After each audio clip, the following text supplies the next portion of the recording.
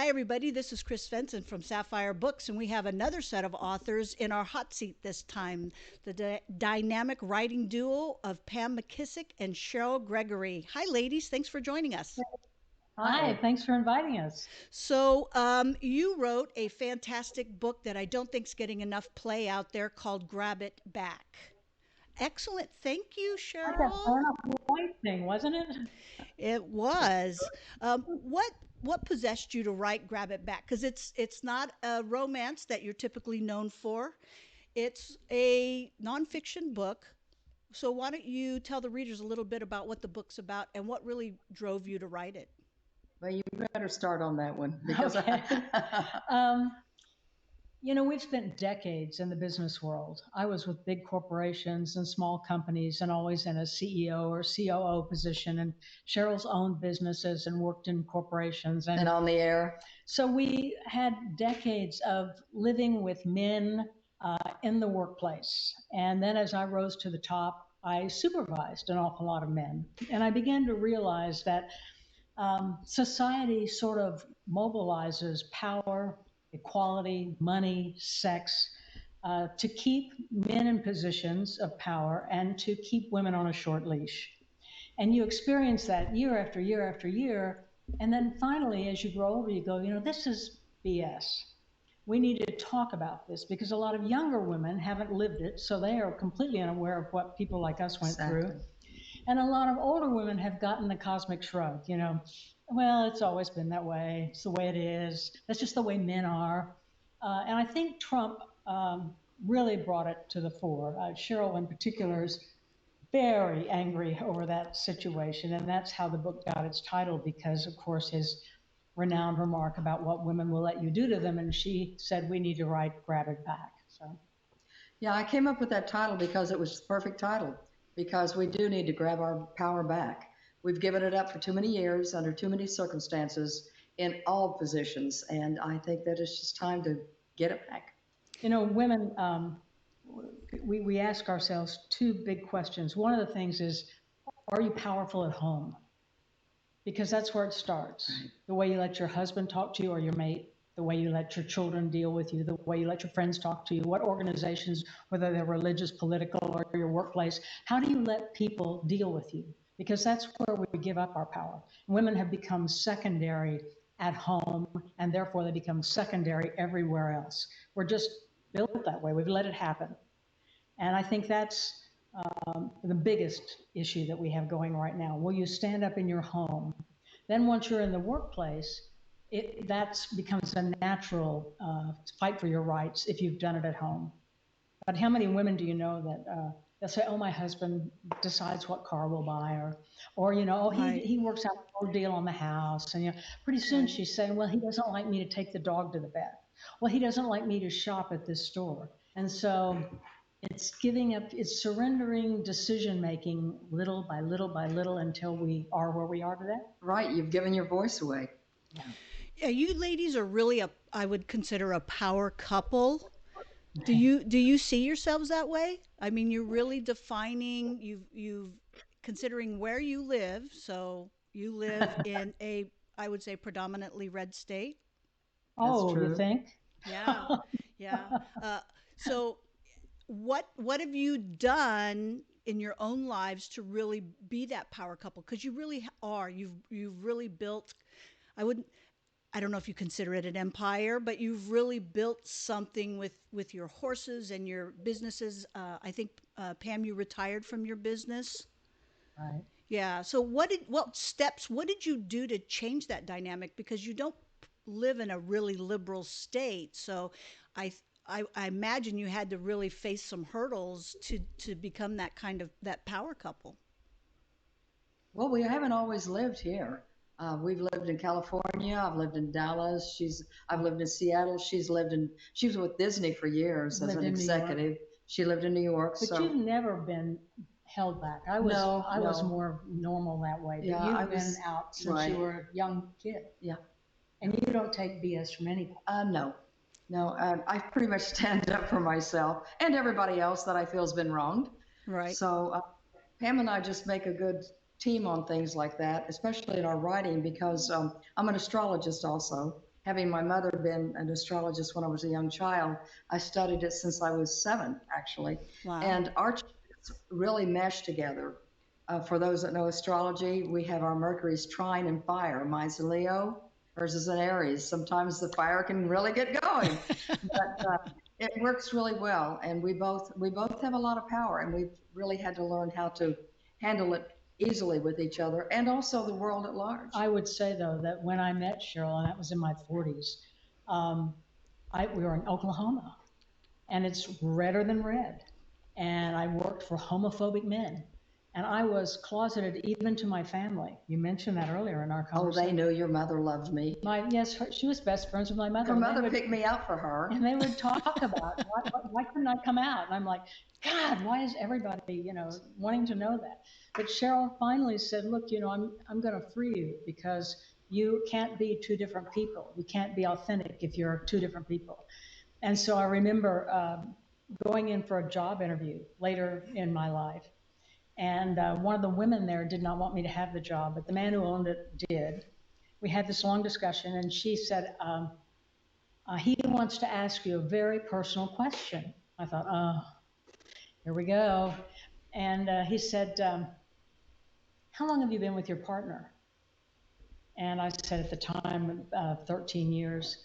And he jumps out of his chair and he goes, yes, I just wanted to know you were stable.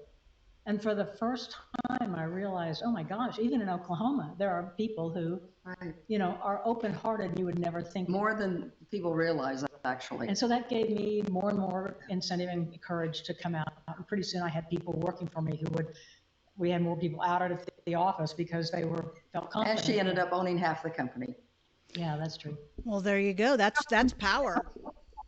Well, it did give you the power. Yeah, it does give you, It does. it gives you more power when you can be who you are.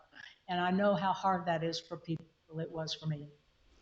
So in Grab It Back, you talk about different types of power structures and things that throughout history have happened. And what do you say to young women today who don't consider themselves feminists or think feminism is a bad word, who've been Wake up. yeah. So what advice do you give those women? Well, I would say first, stop labeling yourself. The word feminist gets flung around. People will say, well, I'm not a feminist. Oh, I understand. You don't care if you have an equal right to anybody next to you, the man next to you. You're okay with that because that's all feminism is. We're just asking for equality. Now we're demanding it.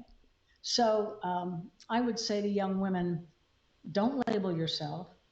Stop saying it's all okay just because you have a guy who loves you, who tells you he'll take care of you. Doesn't mean it's always going to be that way. Because you have a job, everything's working for you right now. But when your husband many times runs off with a secretary and you're 60, you become an older feminist real fast, right? And so I think young girls just need to get their heads up out of the sand a little bit and know the history, understand what women went through. I mean, we went through a period in history. You couldn't have an abortion. Well, we're almost back there, aren't we? You couldn't get a divorce. You had to prove it was your husband's fault. You couldn't work if you got pregnant, but you couldn't refuse to sleep with your husband. So if you did get pregnant, you got fired. I mean, it was this Rubik's And you couldn't Cube. buy a car unless you had a man co-sign for you, Exactly. even if you had all the money. And you couldn't have a hysterectomy without your husband signing. Exactly. And we talk about India and, other places, Saudi Arabia, where we say, oh, it's so wonderful now that women can drive. And I go, yes, it is. And who gave men the right to drive? Mm-hmm. Why did men give women the right to drive? We all should get the right to drive from the same place innately in us. And so I want young women to know more of the history, to understand the struggle, because if they don't wake up, they're going to turn around and get to relive it all again. Trying to circle back around again. Coming back right now. Ugh. Do you think that young women today don't recognize and connect? They think they have all this privilege. Do you think they don't recognize and they don't connect to it because they haven't lived through it, or they aren't listening to their mothers talk about it? And more importantly, are women talking about this to younger generations? Well, not as much as they should be, because it can creep up on you. We're getting our rights taken away for a layer by layer by layer. They're just going to the side. And before you know it, we could be back to the 50s where a lot of men, especially the Republican men, want the women to be where they can be the little homebodies at home, where they Mm-hmm. own them. Women trade, young women, old women, all women trade power for support, protection, and Some love. do, not all, but most Mm-hmm. of A them. lot of, and what I mean by that is if you have to stand up to your mate, whomever it is, even another woman, you have unpleasant times. You know, you're in each other's face. It takes a lot of energy. Who wants to do that? So you sort of get into, well, they support me, or well, they're good to me, well, or they, you know, you get a pat on the head. That's why so many women trade out for religion, right? The priest, the father, the husband. You're not like those other women. You're such a good woman. Oh, good. Pat me on the head. I'm a good woman.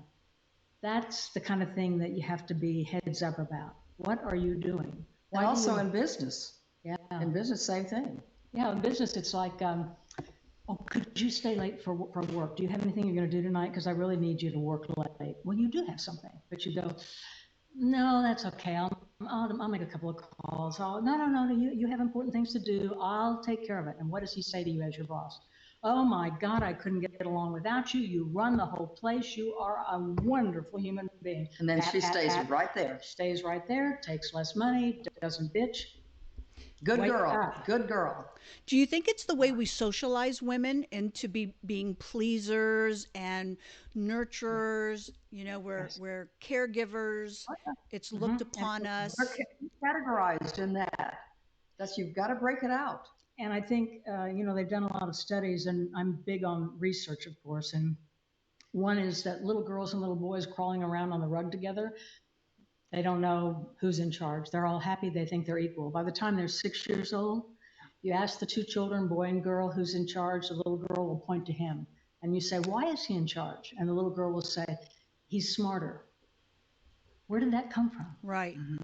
Right? Your Right. mother doesn't stand around going away going, you're dumb, he's smart. It's just this constant all around us, the messaging that we get about men are smarter. In book, TV, anywhere. Families. So, do you think that in today's day and age that we're socializing girls any differently? We see a lot more single parent, predominantly female head of households. I came from a single parent. My mom raised all of us kids. My father was involved, but my mom primarily raised us. And so we were all kind of taught to be individuals. Do you see that? Did your research show that girls were socialized differently in a single parent household? Or do you think that they are going to repeat kind of the pattern that they saw at home with their mom being a single head of household? And I don't have any specific research on that, but I think your point is it's intuitive. If you have a strong woman and she's the only leader in the household and you see her working and taking care of everything, then you as a child are going to go, yeah, She's the leader. that's who I want to be. Yeah. If you have a dominant male in the household, a subservient female, what's that message going to be? Dad's in charge, mom's, you know, supporting dad. Right. So I think it's role played for the children.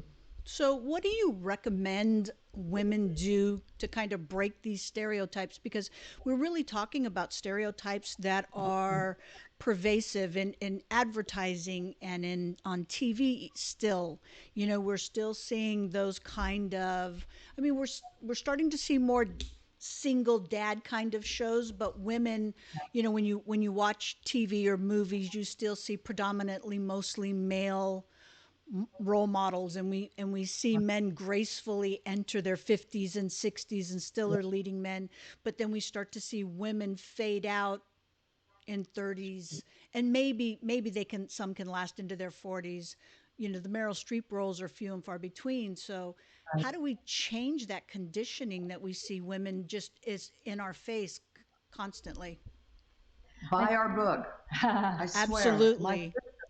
sister is a straight red woman who loves this book. She bought it for all of her grandchildren, for boys and girls, and swears by it. But what I would say to women is stop being so hard on yourself. Right. Mm.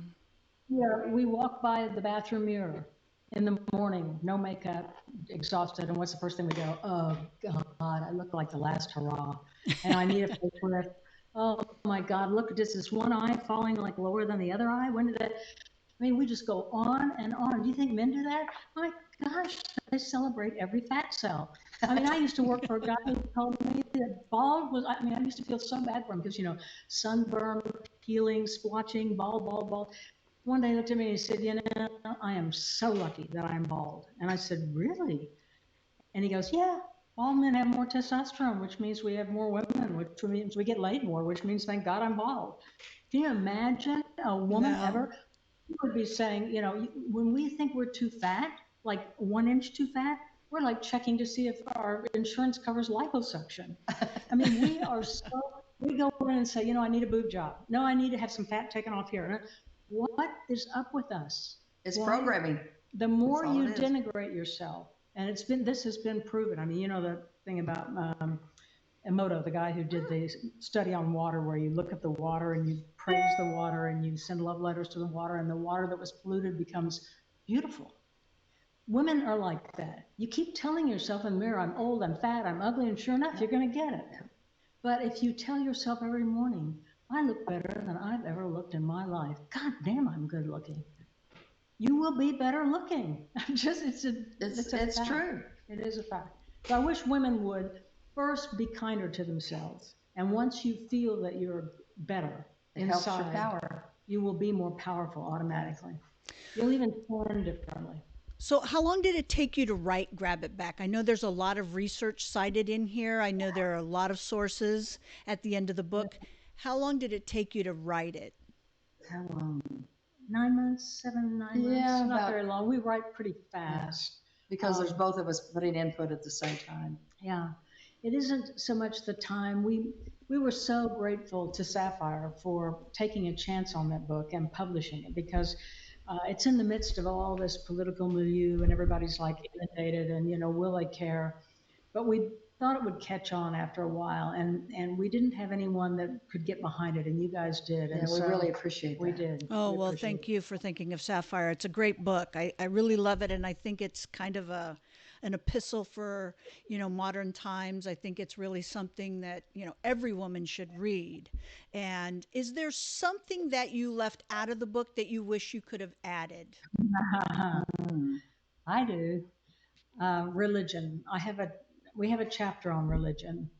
But of course, and I want to start out by putting the caveat out there so people don't have a heart attack. But I was raised with a Baptist parents, Catholic grandparents, um, Christian Scientist aunt and uncle, dated a Methodist boy, went to theology school to become an Episcopal priest. I mean, I have been steeped in religion. And I now know that it is, of course, the great stick of oppression.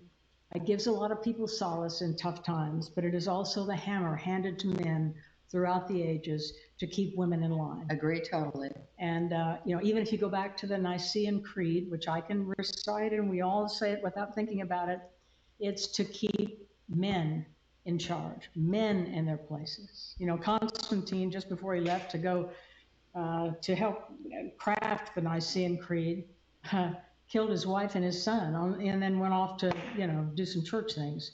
It's very, very odd, this whole religion piece. So we are spiritualists. We believe in a being, a God, a higher power. Yeah. But I think that if I were to really write the true book in my heart, it would be about what religion has done to women. And if you don't follow what the religious tenets are, you're a bad woman. You're an evil woman. And who labels you that? Right, right. Yeah. Yeah. That's the piece we pulled back on. We did pull back on that because we didn't want to. There's enough in there already that some women are going, wow. But just, maybe it's a future book. Have you Never never say never?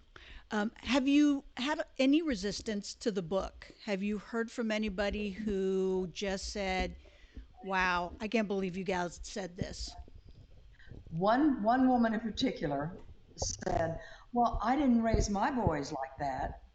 That's where the chapter, ironically, that gets them every Every time time. is about raising sons. Yes. And of course, for us, we live with other people's children, so we see when somebody insults Hillary Clinton and says that she's a dyke and a bitch and all these things they say, that man is somebody's son. Right. And so we're just calling out that you can't compartmentalize. Well, he's good to me at home and he always comes for Thanksgiving and he's such a sweet boy. But when he's not at home, he's doing all these other things. So women just jolt at that. You know, like they get very upset because, and the book explains why, they're bonded to their boys. I said, it's the only man who'll ever love you you don't have to sleep with. Well, as a mother of three boys, I can tell you that that chapter really resonated with me because you're absolutely right. In a lot of ways, you know, the first relationship a man has with a woman is the one he has with his mother. And so, Exactly. you know, it pretty much sets how he will view other women in his life. Exactly. Exactly. And if you allow him, and you know, I often said to my ex that how you treat me is how your sons will treat me because you're their Right. first role model. I might have That's given right. birth to them, but you're their first role model. And I think you're right. I think that that probably stung a lot of people, you know, when they read the book. I think that we all like to think we did really well, but we are hard. It's hard for us to admit, oh no, my sons would never do that to me. But you know, the thing about boys, and it's done this way purposefully in nature, they are so charming and they're so cute and they're so sweet and But so I are mean, little they girls. can get Sure. you. And the thing about little girls, they're us. And we go, well, you know, it wasn't that easy on me, so she'll just have to figure it out. Or lived through that, you'll live through it. You know, it isn't the same thing as the boy.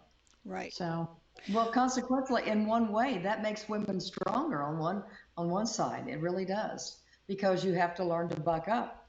Because you're not the quote favorite, because you're not the little boy. You've learned to, stand up on your own on that. It's just when you start getting your own life going, then you fall back into that, whoop, the man has a charge again. So it's a fine line to walk there. Well, the book really talked to me on so many levels because I also come from a family of three girls and three boys. And ah, so I'm the oldest. And so I could see kind of that girls' work, boys' work that was instilled when we were younger. My father notes not so much because he owned property and we all had to work. We were all working. So everybody contributed. But there was still this idea of boys' work. The boys could drive before the girls could drive, kind of responsibility. yeah. And so when when you encounter people and when you talk about the book, what are some of the things that you really highlight that you think are important out of the book? I know you were supposed to do a big book event, and with this coronavirus, it all got Yeah. canceled. I think it's coming back in mid-July, and we put together a PowerPoint and an hour's talk, and it's based around the book. And I guess the main thing that we try to point out is, or I should say, maybe it's in three sectors. The first is women have lost power going back 6,000 years. There's historical reasons for that. So we're not alone. It didn't happen yesterday. But because we let it happen little by little by little, it's almost in our DNA. Mm-hmm. It's almost who we are. You know, we give up pretty easily. The next thing is the piece we were talking about, which is we add to it because we're so hard on ourselves. Truth. The world's going to bash women enough. I mean, you can listen to the TV and watch what Donald Trump does when he calls. He picks out a female reporter and then he tells her to lower her voice.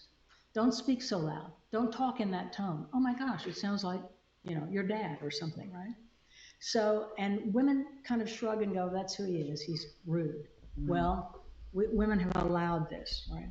And the third piece is, what do we do to change that? And people are looking for the big answer, like some, you know, comes down from the mountain, goes, do these three things. And no, it starts at home. Right. It then works its way into the workplace. Right. And it has to do with what's inside you. Mm-hmm. Do you believe you're worthwhile? Do you believe you're worthwhile enough that if someone tells you you're a bag of shit. That you can stand up to that and go, what are you talking about? You defend yourself? Can you believe you're worthy? That's where women have the hardest time. They really do. So that's the piece. Yeah, I couldn't agree more. I think the book has been fantastic. What advice would you give to writers who are contemplating taking a taking on such a, I don't want to say volatile topic, because anytime something makes somebody uncomfortable, we call it volatile. We automatically are going to label it, and by labeling it volatile, we've already kind of put a preset idea into their head. So I don't want to say it's volatile. I think it's so timely. What advice would you give somebody who's thinking about tackling something like this? Gather your facts because you're going to need to have something to fall back on rather than just psychobabble. Yeah, I think that's true. One thing we were worried about is people saying, "Oh, well, they're two lesbians and Right. they don't like men," and so we went to the extent of getting more research probably than we needed, and we didn't put everything in the book. And like Pam says, we love men. There's men that we just love. I have workers at the ranch here. I don't want to sleep with them, but Right. they're great That's guys. good. Yeah, really. That's actually good. Yeah, but I think I just think you gather your facts, and then it's helped us because we lived through decades of men doing insane things. And now we're going back and living through it again. And because we can interweave little stories that support the research, that support the facts, it makes it a little more palatable than just, either no facts or tons of facts, but no storytelling. Right. So I think a blend is a little. And experience. You have to have the experience to go through with that book. You just can't pull it out of your, whatevers. Because your whatevers? Yeah, you need to have that experience to be able to relate, whether it's a love story or, and that's my thinking anyway, or the experience of having been bashed by men physically and or mentally at home or in the office, and I've had both. So, how was this book different than writing your romances that you're so well known for? Ah. Mm. I mean, we know it's Well, completely different romance, genre. romances are more fun Right. because you can lose yourself in that world, and there's nothing more exciting than sexual energy and great storytelling. Writing a book like this makes you mad It does make you mad. because you have to go back and relive the experience that you're going to weave in that you've already had. And then you're researching things about how women have been denigrated and harmed over the years. And you just, every, few It's hours, very you're just like maddening, yeah. stalking off to get coffee and saying, And God, we're I'm actually becoming a crazy person. we did the audio version even, and that was really Yeah, hard. So you had to relive it twice. You had to, or three times. You had to live the experience, write the book, and then do the audio. exactly. What was the toughest part of this book to write? What really kind of hit you to your core? I think that kind of a two-part question. The toughest thing to write was weaving in stories and research for me, because I tend to be one or the other. Um, the thing that hurts me to my core is the way women have been hurt. Right. And it's just a thread. When you go back and think about the 1800s, when they gave birth to children that were handicapped, and the men told them they had to dump those children on the side of the road and let them die because they were possessed or something. All the way, somewhere in there, women had feelings. They didn't go, Fred, that's a great idea. Let's dump all the children on the side of the, Right. they were having to weigh survival, not being beaten to death themselves, and doing things like that. And there's just so many examples of it. And then even today, when we start talking about men and not wanting women to have abortions, controlling women's bodies, and yet they're so funny. They're out there marching, right? And they've got signs that say, "You will not control us." Really, Sam? Well, that's interesting because you've been trying to control us for 100,000 years. Right. Is there in your research, was there any particular group of women or societies that really were, gosh, I don't want to say beneficial, but that really had equal power dynamics or equal distribution of power? Yeah, you know, Yeah. before, and I haven't, Gimbutas is the one who wrote this, as I recall, but before 6,000 years ago, they claimed there was a period when men and women were more on an equal footing. They can't find weapons to kill each other buried with them. It's more weapons to kill animals. It's more, you know, pots and things that they were living together and making decisions together. But with the advent of horses being domesticated and warriors coming down from the north, the Kurgans, I believe, they began to become warlike. And when you're warlike, what's the first thing that you take? You take the chattel. And what's chattel? Well, that's cattle. Oh, it's women too. Mm-hmm. Let's kill the women. Oh, let's kill the men, take the women, take the kids, kill the boys. The girls will be, you know, servants. And so little by little, women got co-opted into being a thing you own, all the way up until we get to, what was it, Plato, who said, you know, women didn't have a soul. Right. And that didn't matter if two women rolled together in bed because they were like cattle, they didn't have a soul. In one way, that was kind of beneficial. They didn't want to kill you. But on the other hand, you go, really? How did these thoughts? But then you look to today at the Trumpsters, and I have to just say that, you can edit me out, and they are thinking the same way. They say some of the strangest things about women. You know, women need to get back in the home. Why? Why don't you get back in the home? Why don't you go back and barbecue me something while I'm out making a living? Well, I will say this, astrologically speaking, it is time for the woman to take her place now. It's been presented, and it's time for her to step up. Other countries have already done this, you know, with New Zealand and, oh, I could rattle them all off, and, you know, Germany and all that.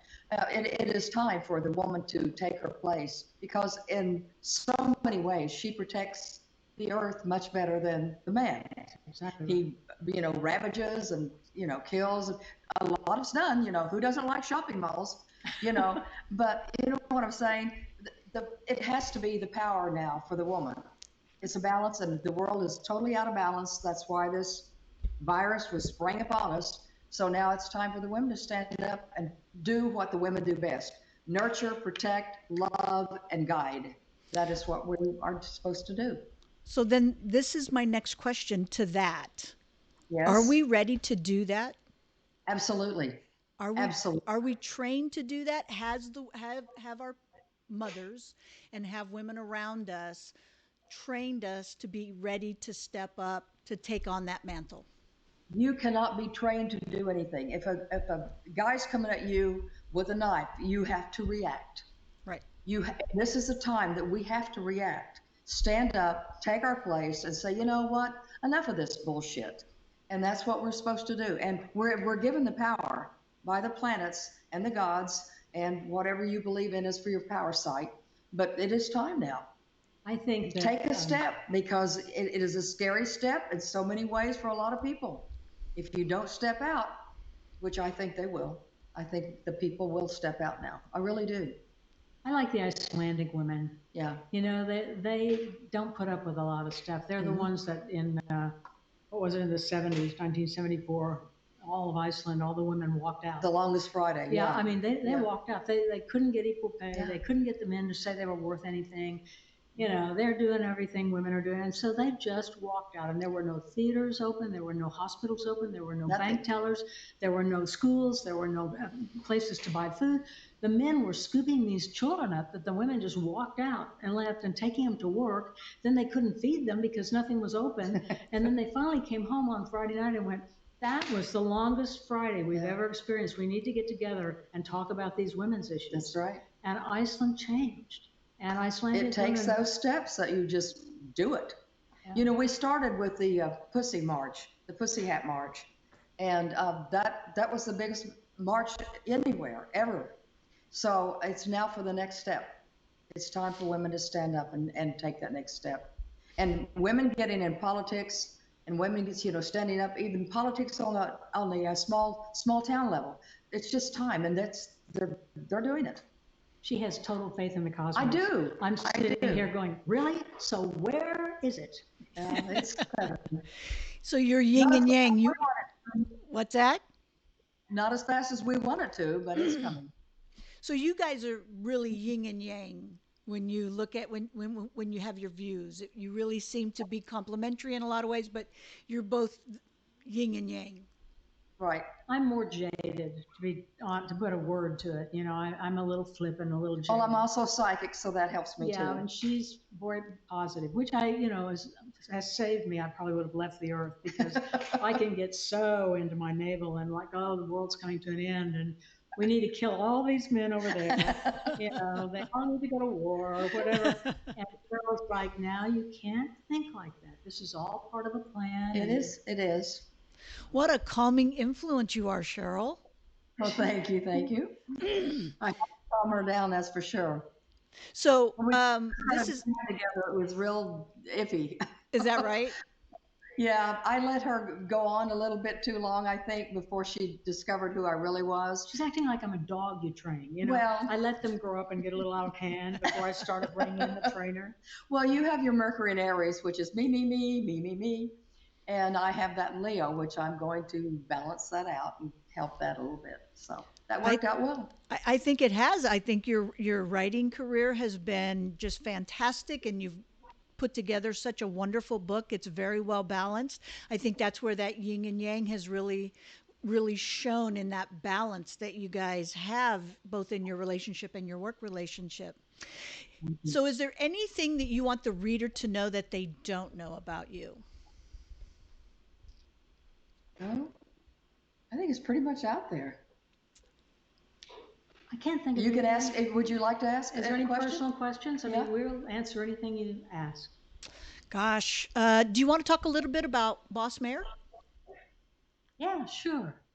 Um, Boss Mayor's Art was a site that we decided to write about for women's equality. We have horses, so of course and I paint a little bit, paint horses, and Cheryl works with horses out in our pastures out there. So it developed more and more into a political site because women were writing to us and saying, I feel like you feel, but I can't say it out loud because I'll be fired. Or, I live with a husband who just won't let me say those things. We get into big fights. So we only have, we don't market it at all. It's just been word of mouth. We probably have 700 people that we know routinely follow us. And they can't say anything, just, to reply to the site because they don't want their other people to know. There are a lot of professional women, but they love the site. They contact us personally. We're like a closet addiction, I guess. Right. Something that makes them feel good privately. I love your writings. So so obviously if people don't know, you guys love horses, but not just any horse. You love Icelandic horses, right? Yes. So what got you started in the horse side of your life? I was raised on a ranch with my grandmother, who was a big figure in my life, and I had a horse, and then went off to New York to school, and of course, my horse died while I was gone. Cheryl had horses with her aunt. My aunt had a big ranch in New Mexico and Texas, and we'd go out there, gosh, all the time, and I would just hang around the horses. I just became addicted. When we went to LA to start a production company, we went to a event at the Equestrian Center, and I saw this particular horse way off in the distance. It was Zsa Zsa Gabor's equestrian thing, and I saw this horse, and it was just doing this beautiful move with this beautiful mane and tail and everything. I flipped. And so when we got back to Oklahoma, when we decided my dad got cancer, her dad got cancer. So we moved back here to take care of them. She actually got her dad to live 3 years longer than he was forecast to live by just getting the right doctor. But anyway, I just got back here, and then TV Guide found out Pam was here, and Pam became president of TV Guide. So then we bought some land. The horse trail. And then I said to Pam, we've got to find that book, because if we're going to buy land, I want a horse. So she got this book of horses, and we thumbed through it until we saw the horse that I had seen at the Equestrian Center in LA. And it was the Icelandic horse. So Pam, as being the crazy nut she is, got a place where everywhere we could go find the Icelandic horse. So we went to Indiana, we went to Kentucky, we went to California. And so we got to California, and the lady in California that owns the Icelandic ranch said, "Gosh, do you know where this particular place is in Oklahoma?" We went, "Yes, it's 10 miles from us." She said, "That has the best Icelandic horse trainer in the United States." We were like, here we went all over this place, all over the United States. Looking for the great Looking for the Icelandic great horse trainer right. and importer, and the guy's 10 miles 10 from where miles we from live. us. Karma. So Karma. but he imported 2 Icelandic horses for us, and we didn't go over and ride them, which is always a mistake. They were green, we were green. Oh, that was green. So we had a lot of collisions, and we still have those horses. They're and beautiful. We have a couple more from Canada that are Icelandic. But better trained. In Iceland, they don't really think about brakes because what are you going to run into? Right. So that the Ice, I guess. yeah. So we bought the other 2 from British Columbia, and they're very, very sweet boys. And then we have some miniature horses because a guy I used to work for insisted I take miniature horses. They're sweet, but they're a horse, so you have to vet them, train them, and everything. Yeah. But they follow you around like a little dog. They're so cute. So I ride every now and then. Pam has gotten more into her painting than that, but I like to ride bareback without a helmet, and I get in trouble for that. And I know I shouldn't. Yeah, I wonder why you get in trouble for that, Cheryl. Gosh, that sounds a little dangerous. No, It's her hair problem. She doesn't want her hair smashed. my boy takes care of me. He's a good boy.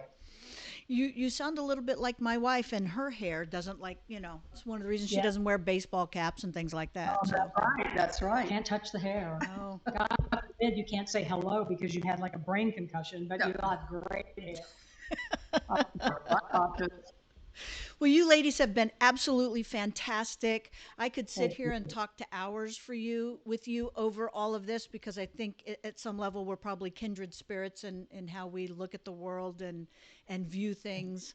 I know you have a new book out by someone else. Would you like to take a minute to plug it?